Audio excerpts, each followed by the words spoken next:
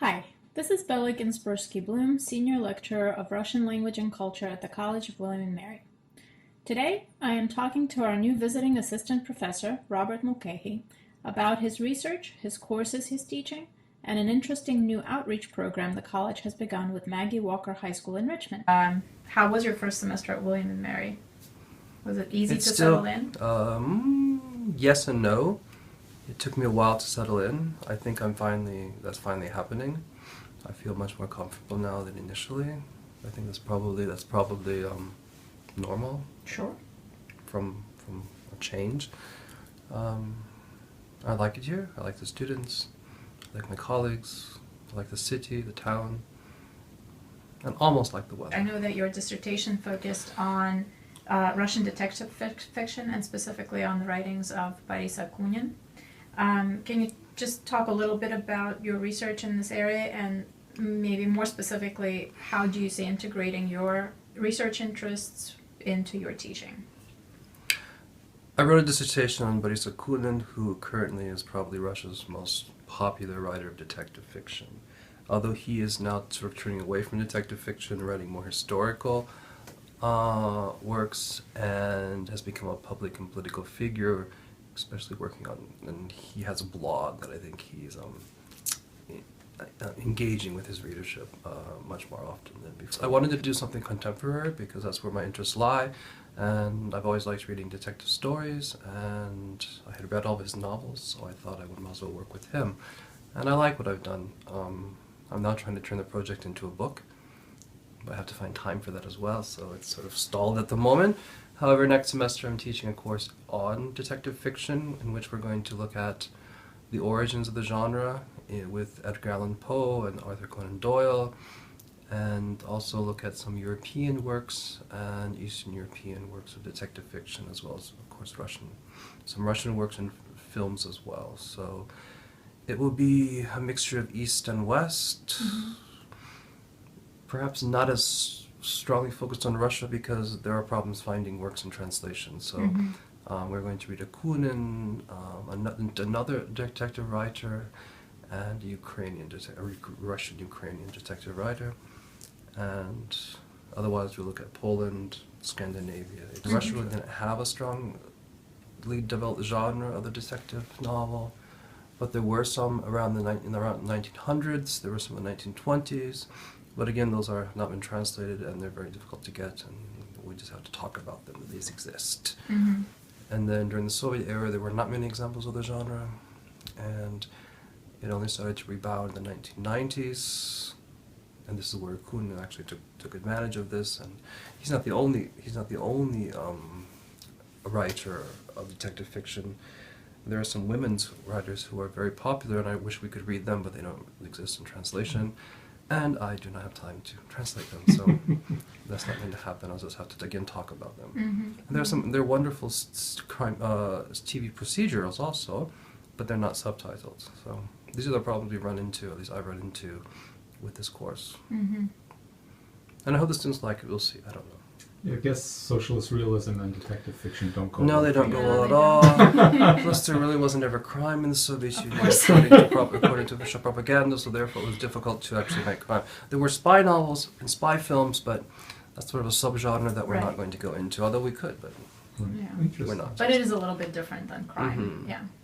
I mean, I almost included some mafia stuff, but that's also different. I mean, it's very difficult to focus because the genre is so wide. So I'm trying to focus just on the specific types of detective fiction, etc. So we'll see. We'll see how it goes. I don't know. It's an experiment.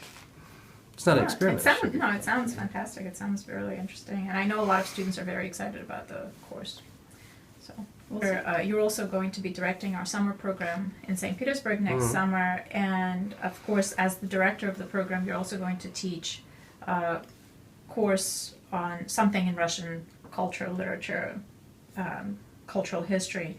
So I wanted to ask you about your vision for that course and what kinds of projects your students would be working on. Traditionally, as I understand it, the course has been on the myth of Petersburg through literature and film. And I like that idea, and I have a few of the former syllabi, and I'll be looking at them more closely over the winter break. But I think it'll be something along those lines, either through film and literature, and also I think visual art, because I think visuals are very important as well, paintings, and especially for the city, architecture.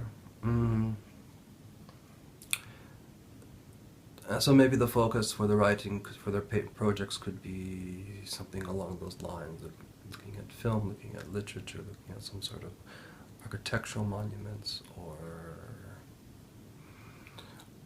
something that relies on this myth of the city, whether or not it still exists or not. Does that make sense? No? Sounds interesting. So you lived in Moscow. I live in Moscow, so I have been to Petersburg. I haven't been there for a long time, so I'm